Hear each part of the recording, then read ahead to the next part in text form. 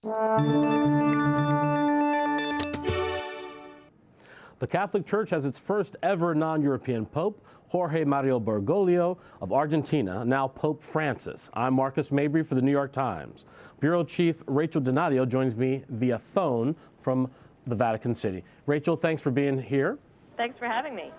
The Catholic Church has its first Latin American pope and its first Jesuit pope. Can you tell us the significance of both?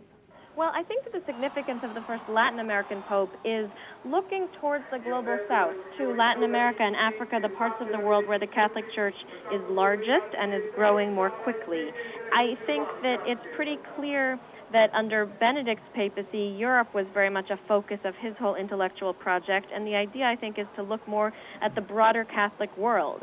As for the idea of having the first Jesuit pope, this is a real intellectual tradition, the Jesuit order, and in past centuries, the Jesuits were quite powerful, so the idea of concentrating so much power in the figure of one person, a pope who was also a Jesuit, would have been really not possible, but clearly that taboo has now been broken. Rachel, I know lots happening there right now. We're hearing some of the announcements behind you, and you have to go back there into the flood of humanity. Can you tell us what is the atmosphere like there right now in Vatican City?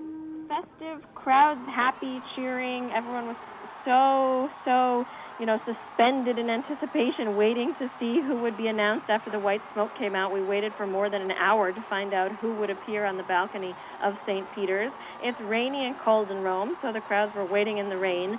But it's kind of an exciting moment here. All right, we'll let you get back to your reporting. Rachel, thanks so much for being here. Thank you. I want to just add one other thing, which is that the Pope, when he came out, he spoke in this very kind of humble and conversational tone, very much, a little bit grandfatherly. He basically told the crowds, good night and have a nice rest. I'll talk to you soon. Excellent. Thank you. Thank you. A really important point there that Rachel makes, and joining me now to continue our discussion is Ian Fisher, Assistant Managing Editor of the New York Times and a former Rome Bureau Chief who actually covered the last conclave. Ian, thanks for being here. Thank you. So that was really interesting what Rachel was talking about. This new Pope Francis's manner, which is actually quite different perhaps from his successor. Well, his predecessor, you mean? His predecessor. Yeah, no, I mean, I don't know if it was purposeful, but the style between the two of them cannot be emphasized enough. Cardinal Ratzinger, who just resigned, was very bookish. He was very formal.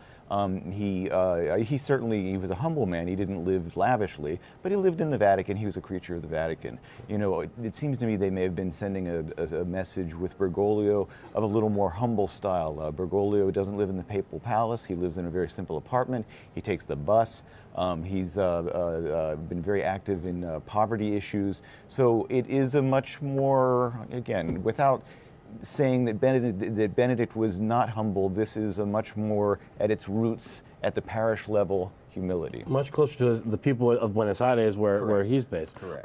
What does it say? The recent New York Times CBS poll talked to American Catholics, and many of them wanted to see a more progressive pope.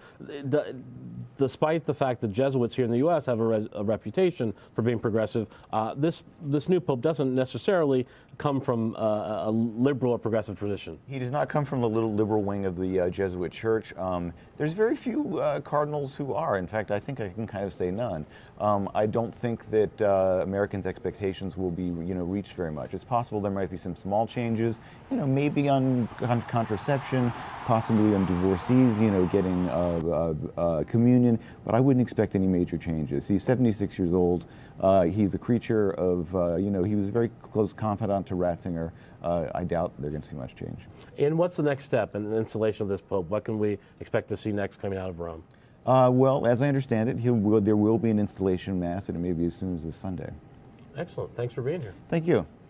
That's all for now. I'm Marcus Mabry for the New York Times.